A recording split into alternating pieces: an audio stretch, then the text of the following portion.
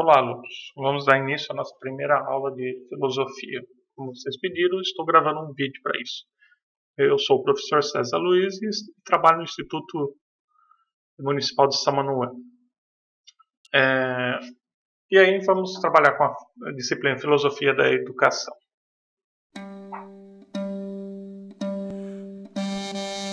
Então, dando início, vocês estão ouvindo uma música do período grego, tá?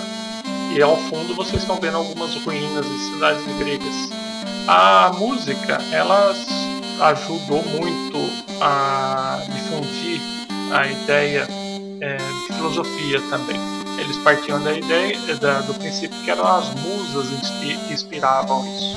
Então, música, traduzindo, é a arte das musas. E os instrumentos eram poucos, mas provocavam um sentimento agradável. Aí no caso você está ouvindo a lira e o aulos, instrumento de sopro. Repare muito bem que eles construíram edifícios bem complexos. E a filosofia, né, ajudou nesse processo aí da complexidade. Então, filosofia nada mais é hoje, além de outras explicações, mas a arte da pergunta. E a sua origem deu na antiga Grécia. Vamos terminar de ouvir a música e assim fica mais agradável. Vocês dão início às explicações.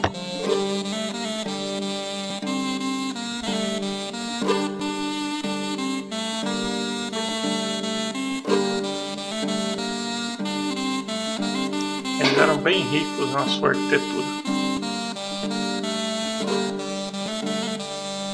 Ok. Acabando a música, vamos dar início então às explicações do que é filosofia. Definição de filosofia, né? É o saber mais abrangente. No caso, na época, eles não tinham as ciências separadas como física, matemática, química, biologia. Então, para eles, estudar filosofia era estudar tudo isso, além de estudar a mente. Filosofia do grego, né? Amigos da sabedoria ou amor pelo saber. Então, vocês vão reparar que nós vamos ter aqui a palavra escrita em grego. Né? É o estudo de problemas fundamentais relacionados. Então eles tinham essa preocupação no período da Idade da Pedra, como eles não tinham respostas racionais para entender como é que o mundo funcionava, né? E por que eles estavam ali, após a evolução, todo esse período até chegar nas civilizações antigas, em que conseguiram ter um grau de complexidade, formando cidades, grupos sociais, né, reunião de pessoas. Aí eles começaram, após um período, a começar a fazer questionamentos sobre a existência, o conhecimento, a verdade, os valores morais, a estética, que é bonito ou feio, o que era mente, como é que a linguagem funcionava. Mas isso só aconteceu em função de que eles já estavam cansados daquela resposta dos mitos. Os deuses é que eram usados para explicar todo o surgimento do universo, do homem e dos seres que estavam povoando a Terra. Só que isso era uma resposta muito vaga, era muito pouco, né? Você deixar para um Deus explicar a origem das coisas. Então, o valor do pensamento não está necessariamente na busca por respostas. São as boas perguntas que movem a filosofia. Então, foi isso. Surgiram pessoas que não queriam mais aquela resposta usando a mitologia. Né? E eles começaram a raciocinar sobre como explicar a formação do universo e do próprio homem. E aí, claro, hoje, quando a gente vai ministrar aula, e para qualquer um que você pergunta, né, e que ainda não tem um conhecimento amplo sobre filosofia, a gente pergunta para ele para que serve a filosofia. Ele fala para nada, mas a resposta dele é no sentido prático. Ele não tem resultados palpáveis, né? O resultado não é palpável. Mas o campo da filosofia, a finalidade é só o pensar. É claro que existe o pensar instrumental, aquele científico, né, do laboratório, que é um meio para alcançar um objetivo. E aí o cientista faz muito bem uso disso, o engenheiro faz bem uso disso, todas as outras disciplinas fazem bem uso disso. O pensar filosófico ele vai ter uma outra natureza. Ele simplesmente só define, vai trabalhar com a condição humana. Logo, ele não tem um fim externo, o fim é nele mesmo, né? Não visa uma utilidade que não seja só discutir. Então, eu convido vocês a fazerem sempre rodas com seus amigos, seus familiares, e entrar nessas grandes discussões de temas que movem a humanidade, né? Porque isso não é desligado da realidade. Então, vamos lá. Próximo slide. Opa. Muito bem. Aí nós temos alguns filósofos, já algumas estátuas de filósofos, e, claro, uma bela vista da Grécia Antiga, numa parte lá de uma cidade. Então, a filosofia ocidental, mas ela também teve a filosofia oriental. Então, a filosofia ocidental surgiu na Grécia Antiga, no século VI. A partir de então, uma sucessão de pensadores originais veio a surgir.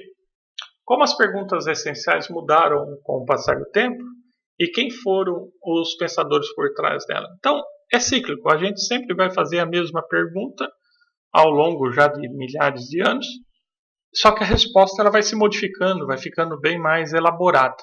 Então, no princípio eram respostas ingênuas, e hoje a gente já tem respostas para muitos questionamentos da vida bem elaboradas e com muito mais complexidade. Então não é tão simples assim você responder com uma única frase perguntas sobre a formação do homem, ou sobre questionamento moral, ou jurídico, ou existencialismo e assim por diante. Aí nós temos uma reprodução de um quadro de Rafael da Escola de Atenas. E aí ele colocou vários personagens e, claro, vamos nos atentar aos dois principais ali no centro da imagem. Então, a pintura renascentista de Rafael, ao centro está destacado Platão, né? Ele aponta o dedo para cima, daqui a pouco nós vamos discutir esse conceito, e o Aristóteles que aponta a mão para baixo ali. Então, um vai falar sobre um mundo que a gente não vê e o outro vai falar da nossa realidade aqui. Só para ficar mais claro, né? Aí nós temos um calendário para representar o período histórico dos filósofos.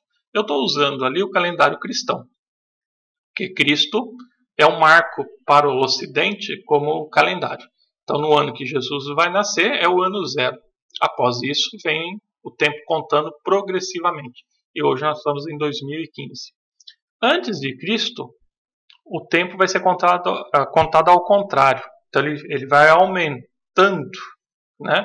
E a pessoa que nasce sempre no tempo mais longe e vem para o tempo mais perto do zero. Então tem pessoas que vão nascer no ano 400 e vão morrer perto do ano 300. E assim sucessivamente, né? Quanto mais antigo, e a gente tem uma ideia de que a humanidade surgiu, a formação de grupos sociais aí, do homem das cavernas, e depois formações pequenas aldeias, já tem ideia mais ou menos de 10, 15 mil anos. E aí o grau de complexidade das cidades vão sempre ser mais perto, 5 mil anos, 3 mil anos, né? Então a gente vai ter a construção das pirâmides, as cidades egípcias, Mesopotâmia e assim por diante. Então eu simplesmente coloco aí no calendário que a gente tem Jesus como referência do nosso calendário ocidental. Mas como marco filosófico, o Sócrates é o zero, o marco zero. Aí então a história da filosofia vai se dividir em pré-socráticos, então as pessoas que nasceram antes de Sócrates, e os pós-socráticos, que é pós-Sócrates, né? São as pessoas que vieram depois dele. E claro, tem o período socrático em que Sócrates estava vivo. Na era pré-socrática, a principal dúvida era saber, eram as primeiras perguntas, né, sobre como as coisas eram feitas e como nós surgimos no planeta. Aí os pensadores colocaram o raciocínio à frente da mitologia. Aquela ideia de que o mundo simplesmente surgiu do nada não resolvia nada como resposta, não acalentava o espírito questionador dos filósofos. Então, a premissa básica dos pré-socráticos, tudo se transformava sem jamais desaparecer. Então, a ideia de transformação sai de um meio, vai para outro e assim sucessivamente. Então, a ideia de transformação. Você consegue fazer, vamos pegar um exemplo, a água, né? Líquido, sólido e gasoso. Ela transforma de um meio para outro, mas ela não desaparece e não surgiu do nada. Para isso, eles criaram uma palavra, né, para explicar isso. É a physis, né? Fazer surgir. A physis era a origem de todos os seres e coisas mortais do mundo. Então, fica fácil usando esse princípio fora a mitologia para explicar as coisas. Aí, claro, precisava de um princípio, né, para a physis dar início a tudo. E aí Tales linkou a água como princípio de formação do fazer surgir. Então todos os seres, todas as coisas surgiram da água. O Anaximandro, que ele já achava que era do infinito. E o Anaxímenes, que era o ar. Então do ar aparecia a formação dos seres, né? Claro que eles usavam um sentido empírico para tentar explicar isso. Então o Tales olhava para a água, ele via alguma transformação na água e os seres para ele surgia dali, as coisas surgiam dali. O Anaximandro já não conseguia ter essa visão, ele achava que não surgia da água. Então, como ele não tinha onde se basear, ele usou o infinito para simplesmente, mas ninguém conseguia saber onde ficava o infinito para a coisa surgir. E o Anaximenes, ele era do ar, então provavelmente ele observava um pedaço de carne de um animal morto, alguma coisa assim, e ali ele observava que surgiam larvas e assim por diante, e ele achava que era do ar que surgiam essas larvas, e não da mosca, como a gente sabe hoje. Então essas foram as primeiras ideias racionais do surgimento do mundo. Os sofistas foram um grupo de filósofos, né, que esses já eram mais profissionais. Eles, porque no sentido profissional, cobravam para ensinar. Então, mas eles não tinham escrúpulos. A ideia deles era ensinar em função do dinheiro e em função da polis. O que eles ensinavam tem que ter validade para a polis. Então eles não se preocupavam muito com a natureza, a origem dos seres e assim por diante. A ideia deles era trabalhar com a oratória, a persuasão. Esse era o princípio. Então era ensinar as pessoas a falarem bem, a argumentarem bem, e não importa se o argumento tinha embasamento ou não. Era realmente a sua imposição na oratória que valia. E aí a pessoa, vamos traduzir isso para político, né? Então, e o Sócrates odiou esse tipo de filósofo, que ele não aceitava isso, porque fugia da verdade, do caminho da verdade. Então fica bem fácil entender isso. Então os sofistas tinham uma técnica que auxiliavam as pessoas a se defenderem, usando argumentos particulares. E próprias opiniões contrárias. E assim ele ganhava seu espaço na política. E eles, não, como eles desprezavam, né, certas discussões, eles eram chamados de céticos, né, até mesmo por Sócrates. E que não gostou muito disso porque eles respeitavam a verdade e o amor sobre a sabedoria, a base da filosofia. Outros filósofos ainda acreditavam que os sofistas criaram um outro meio filosófico, o relativismo e o subjetivismo. Aí nós temos uma bela foto do Sócrates, né? No caso a cabeça da estátua dele. E ele pode perceber que é perto do ano 500 que ele vai nascer, né? Ele vai falecer perto do ano 400, viveu 71 anos. E ele desenvolveu um método socrático, né? A maêutica, que baseado ele usou isso porque a mãe dele era parteira, então ele usou a ideia do dar à luz, né? Só que no sentido intelectual, né? A procura da verdade no interior do ser humano. Então, da mesma maneira que a mãe dele dava à luz aos filhos das pessoas, ajudava essas crianças a nascer, ele saía nas praças, né, conversando com as pessoas, para tentar dar luz ao seu intelecto, né? Aí duas frases famosas dele: só sei que nada sei, conhece-te a ti mesmo. Ele incomodava demais as pessoas nesse sentido. Ele saía fazendo perguntas, né? E perguntas simples, o que era amizade, amor, beleza. E ele, aqueles que se achavam que sabiam, ele provava que não sabia. Aquele que não sabia, ele conseguia mostrar que tinha algum conhecimento, né?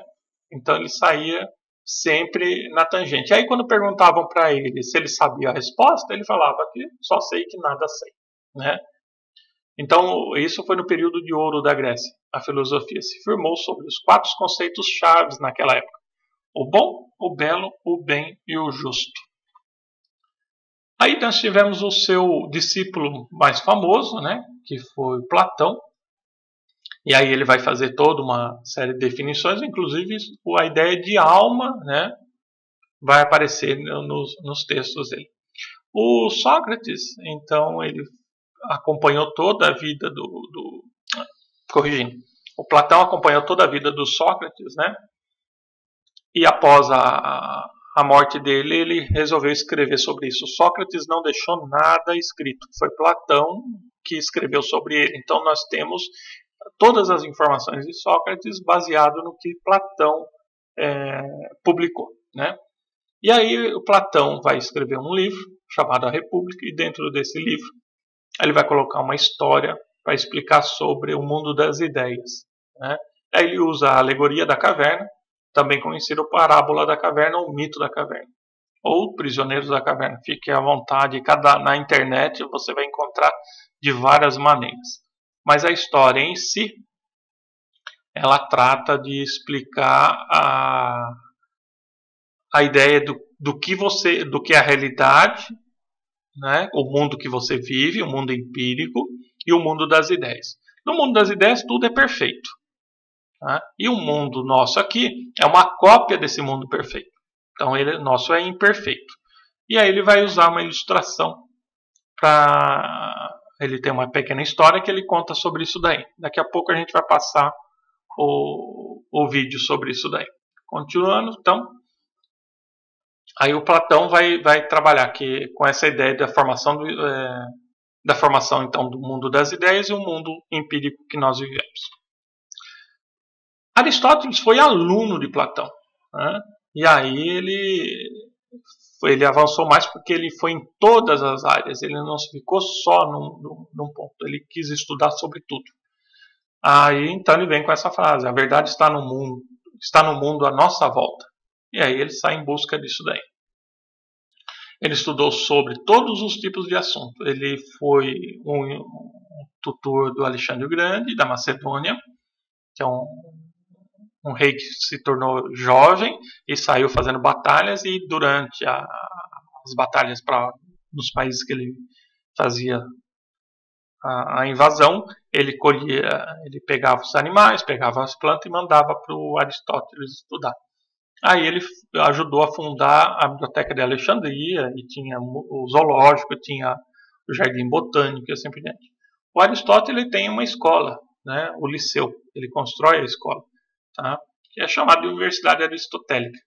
Então, ou é conhecida também como Escola Peripatética, e faz a referência aos jardins onde o mestre ficava andando e conversando com os alunos.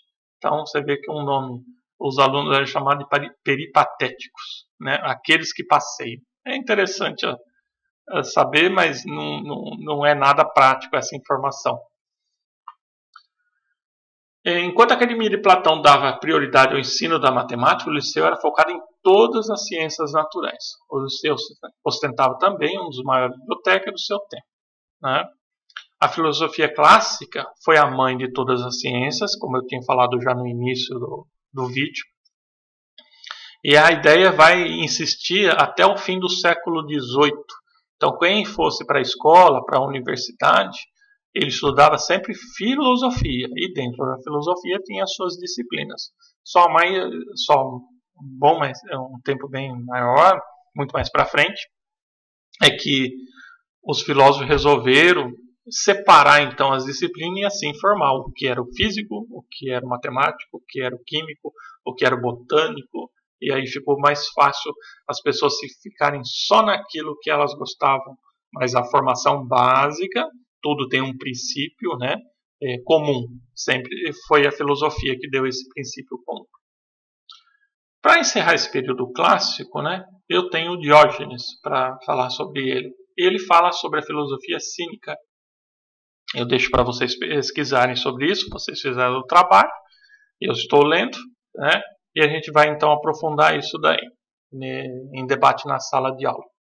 Mas não tem, é bem interessante essa ideia do cínico, já que a filosofia tenta se libertar do mundo empírico, né, e usa a racionalidade só para explicar as coisas, porque também não podemos viver disso, né? É o que o cínico vai tentar fazer aí, e vocês na pesquisa vão se aprofundar nos conceitos. Para facilitar a ideia de vocês, tem o livro e tem o filme, né, sobre o mundo de Sofia, uma história interessante, que é um filósofo tentando explicar a história da filosofia para uma garota. E ele tem resultados, ele é bem feliz com isso. É uma história de ficção, vale a pena você ler.